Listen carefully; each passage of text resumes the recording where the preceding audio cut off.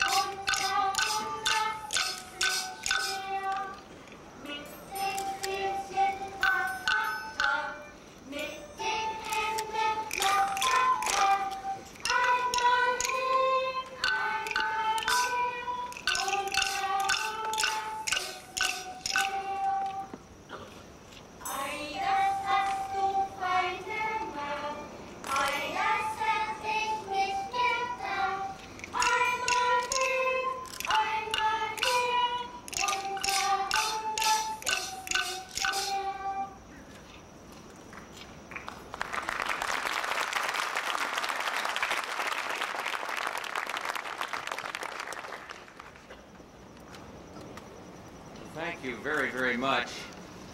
And to Ambassador Rufus, Bruce Gelb, Elspeth Sewell, Mr. Toyne, Mr. Kruger, Senators Biden and Lugar and Pressler, and all of you, welcome to the White House.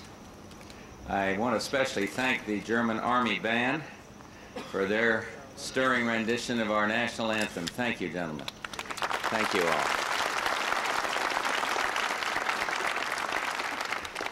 And And I don't want to leave out the Marines either. They're back here, and I thought they did a good job on the German national anthem. And of course, I think we would all agree that this special event is all the richer for the participation of these kids here today. Thank you, guys, both of you, men and women.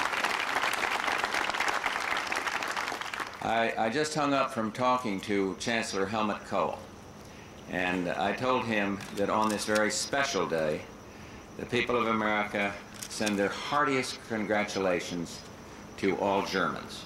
Even as we meet here in our Rose Garden, Germans are celebrating their new unity from Berlin to Bonn, from Munich to Bremen, from the urban plazas of Leipzig to the golden vineyards along the hills of the Rhine. And throughout this newly united nation, Germans celebrate a wonderful moment, delayed for almost half a century. And as part of that celebration, I've sent a video addressed to the people of Germany, sentiments that I'd like to just share with you here today briefly. For 45 years, at the heart of a divided continent, lived a divided people. A cruel wall of concrete literally cut off neighbor from neighbor, husband from wife, child from parent, a nation from itself. And on this fault line, on the East-West conflict, one people split, literally between two worlds. And as the German people suffered through this long ordeal, Americans were much more than sympathetic observers. After all, we are united by bonds of culture that reach back to the early colonial times, when Germans first became German Americans. And at the invitation of William Penn, Germans arrived in America to start a new life, and life was tough. Their first homes were caves, hollowed out in the ground, and their determination, though, was harder. And they built a community, Germantown, Pennsylvania, inspiring millions more to follow and to continue to build. German Americans founded Hagerstown and Frederick, Maryland, Mecklenburg County, North Carolina, New Braunfels in my state, Texas, Frankfort, Kentucky, Berlin, Wisconsin, Anaheim, California. And they went on to help build some of the great cities of America: Philadelphia, Cincinnati, St. Louis, Milwaukee. And the 60 million American sons and daughters of these German pioneers, like all Americans, felt a deep tie to both Germanys. One, a new democracy in the heart of Europe, the other, struggling to be free. And after all, our own country once lived under oppression. We remember John Peter Zenger, a young German-American newspaper editor who dared to challenge authority way back in 1734. And it was this same German immigrant who helped America establish our most cherished tradition, freedom of speech. And so now, Ambassador Rufus, when East Germans were punished for dissent, we shared your spirit of defiance. And when German people were shot for attempting to flee to freedom, we shared your outrage. And when West German leaders dared to hope for a Germany united in freedom, we shared your dream. And so, I guess what we're here to do is to affirm that dreams sometimes do come true. Germany is united. Germany is free. This day was very clearly envisioned by Konrad Adenauer, who said that a solution to a divided Germany is only possible with the help of our friends. And over the decades, Adenauer's vision of a friendship between Germany and the United States, between Germany and the free peoples of the world, has indeed been realized. And this moment has come because Americans stood by the people of Berlin, from the daredevil pilots of the airlift to a young president who made his bold declaration before the wall. This moment has also come because of the determination of West German leaders to make Germany whole and free. Not only Adenauer, but Ernst Reuter and Ludwig Erhard, Willy Brandt, Helmut Schmidt, and of course today's Chancellor Helmut Kohl. And this day has come because in 1989 the people of Germany stood their ground for freedom. The United States is proud to have joined your countrymen in building the foundations of freedom, proud to have been a steady partner in your quest. America is also proud to count itself among the friends and allies of a free Germany, now and forevermore. This has been a year of change for America, for a united Germany, for the Atlantic Alliance of which we're both a part. And I'm certain that our two nations will meet the challenges of the future, as we have in the past, as partners in leadership. This day, so meaningful for Germany, also inspires the world. Meters away from the walls of the Reichstag, scene of the first session of the newly reunited German parliament, stood the Berlin Wall. For years, free men and women everywhere dreamed of the day that the Berlin Wall would cease to exist, when a world without the wall would mean a Germany made whole once more. And when Germany, united and sovereign, would contribute in full measure as a force for peace and stability in world affairs. Well, today it is the wall that lies in ruins, and our eyes open on a new world of hope. The last remnants of the wall remain.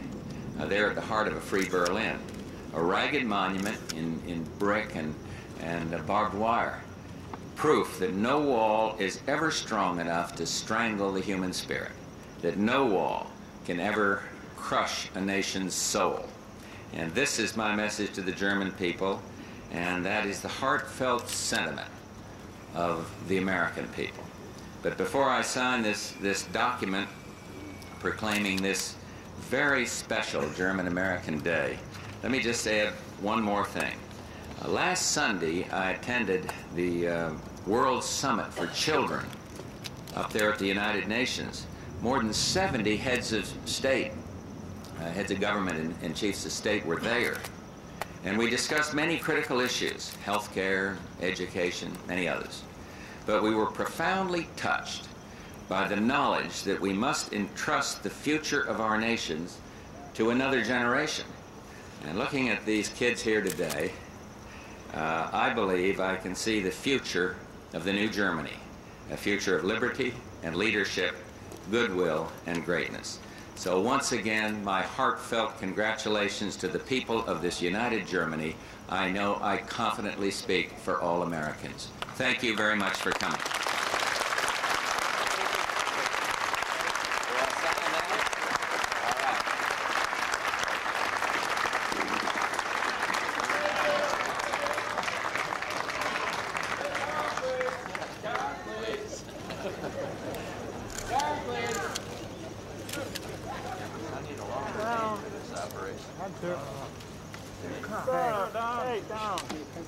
Well, what a great you guys, I hope. I hope that this is official, but it's... One for the period. Down, great sound. Yeah, look at that. All right, now, can I give you one?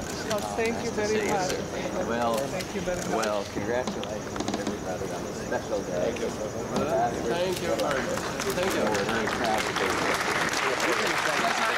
Please. I think the ambassador's going to... You're going to do it. The ambassador, I think... I'll sit right.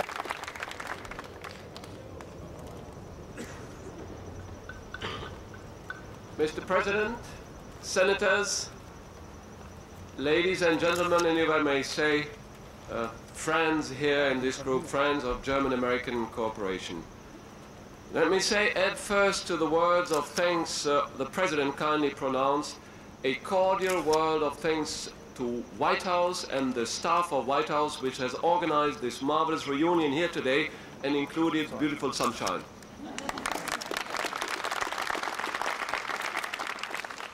Mr. President, this is a truly historic moment in German history, and on this occasion it's for me a great privilege that I have the honor to convey to you and the American people the warmest greetings of the German government and of the German people. Yesterday, one of the television correspondents asked me and said, Ambassador, now that you work for two, will there be an increase in pay? I say no, it's just all the more fun to represent the two. To us Germans, this year's October 3rd is a day of rejoicing, a day of reflection, and a day of gratitude. Our long-cherished desire to unite in peace and freedom is fulfilled. It's a moment of reflection. We shall not forget the endless suffering that was brought upon the nations of Europe and the world in the name of Germany. We recall especially the untold suffering inflicted upon the Jewish people. We Germans are united in our determination that none of this must ever be allowed to happen again. And, Mr. President, today is a day of gratitude. Our gratitude goes first and foremost to the American people and to the American government. From the days of the Luftbrücke, they safeguarded our freedom in long years of tension and danger. We very well remember when you, Mr. President, even 2 weeks before the wall came down in November last year, unmistakably stated in October last year your full and unreserved support for a united Germany in NATO, and your help has contributed largely to bring about this good result of the 2+4 talks, which were now finalized a few days ago. And, Mr. President, I have the honor to hand to you a message addressed to you by the Federal Chancellor, and I just found out that embassies have difficulties in keeping up with the direct contacts between the heads of state and of government. But it still is a great pleasure to hand to you. And in this message, the Chancellor states, the community of free Western democracies based on shared values and the North Atlantic Treaty Organization have preserved peace and freedom on our continent during difficult decades. That is why the united Germany will continue to be a member of this alliance. And Mr. President von Weizsäcker says in his message to you, Mr. President, today we recall with great gratitude the support given by America to Germany's freedom, democracy, and unification throughout the past few decades. End of quote. Mr. President, it's very fortunate that during the very same days in which Germans in Berlin and all over the country celebrate the happy conclusion of national unity, Americans of German descent celebrate here in the United States German America Day. Nearly 60 million Americans are of German descent. Their ancestors dedicated themselves to the future of their new fatherland, thus enriching American heritage with their own rich cultural identity. Today, German America Day is celebrated throughout the country every year in early October. It keeps alive the memory of that great contribution and strengthens the ties between Americans of German descent and the country of their forebears. Mr. President, kindly accept the personal message of President von Weizsäcker and Chancellor Helmut Kohl on the Day of German Unity. Let me thank you once again on behalf of my government and all the Germans living in your great and beautiful country for this wonderful event here in the Rose Garden.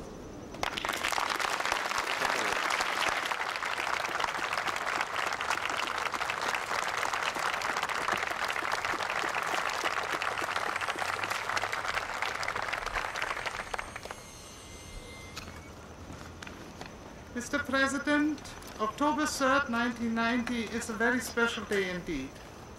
Today, Germany is united at last. Jubilant bells are ringing in the unification. Germany is one nation once again. This is a day of joy for all Germans, said Chancellor Kohl. After more than 40 years of division, the German Democratic Republic has ceased to exist and is now a part of a unified Germany. May I extend at this time our congratulations to Chancellor Kohl, to Ambassador Rufus, to the German government, the President of Germany, and all Germans on reunification, and wish them a most successful future. All Americans of German descent rejoice today. We are proud that unification was accomplished with the full understanding and support of the United States and the nations of the world. It signals the beginning of a new era. The exemplary work of the Federal Republic of Germany during the 40 years of its existence constitutes a guarantee that a unified Germany will support the democratic ideals set forth in its Constitution. A Constitution so very much alike to our own American Constitution. A new united Germany is born, and German Americans are rightfully proud. We are equally proud to celebrate the proclamation of German American Day 1990 today, Mr. President. On German American Day, we honor the Americans of German descent, and we honor a democratic way of life, the American way of life. German American Day affords a special opportunity to us for thanks and gratitude, and reminds us of our obligation as an ethnic group. German immigrants who came to America in search of freedom and opportunity have contributed extensively to the life and culture of the United States. German Americans have influenced the nation's progress and excelled in many areas. For instance, early German immigrants founded the paper and printing industry in the eastern part of the United States. German language newspapers were most prominent already in the early immigrant years. The Declaration of Independence, for instance, was printed in Philadelphia in the German language. And as you, Mr. President, pointed out, Peter Zenger fought for and established the freedom of the press. As co-chairman of the German-American Joint Action Committee, Mr. Theune, Mr. Krüger, and myself are indeed very proud to present to you the present of the Americans of German descent on this festive occasion. It is a polyglot broadside created by Hermann Zepp, with quotes in Latin, English, German, and classical Greek surrounding an alphabet. Mr. Zepp is a well-known calligrapher, book and type designer. He has designed approximately 175 alphabets for hand composition to digital laser systems since 1948, and can therefore rightfully be called the father of the computer alphabets. We think he is carrying on the early German-American tradition of printing established in 1680 or so by German immigrants in Pennsylvania. It is our pleasure indeed, Mr. President, to offer this present and to express our thanks to you on behalf of all German Americans. It is a privilege to live and work in the United States, and we cherish indeed the opportunity to represent our ethnic group, the German Americans.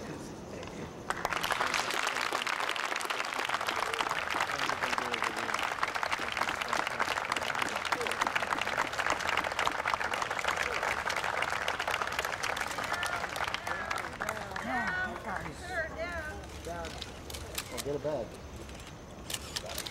Down. Let's go.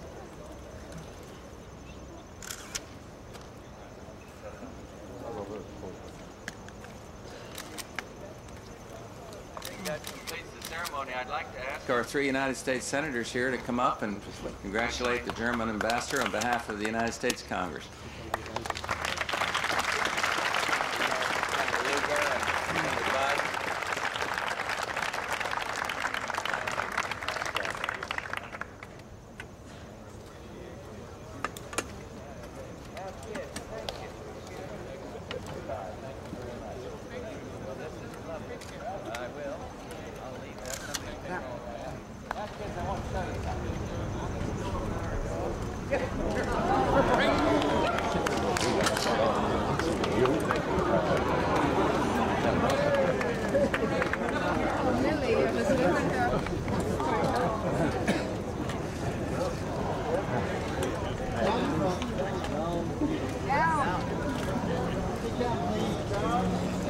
Please be seated. Sitzen Sie down and... Runter, bitte hinsetzen.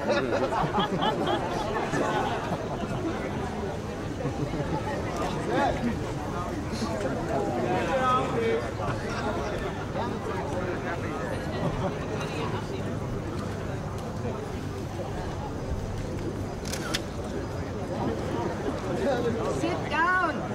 Lay down. Yeah, okay.